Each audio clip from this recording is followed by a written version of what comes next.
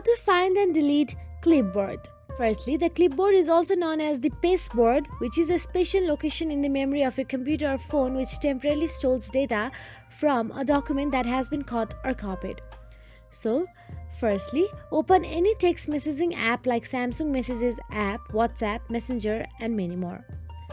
After you do so, tap on the three dots icon menu on the top right hand corner of the keyboard and select Clipboard from there. Now, here you will your recently copied items. To delete an item, tap and hold on to it and select trash icon, then tap delete again to confirm the delete. Now, to delete all copied items from the clipboard on a Samsung phone, tap on the trash icon and then select all, then tap delete. So that is it. If you found this video helpful, please like, share and subscribe, and thank you so much for watching.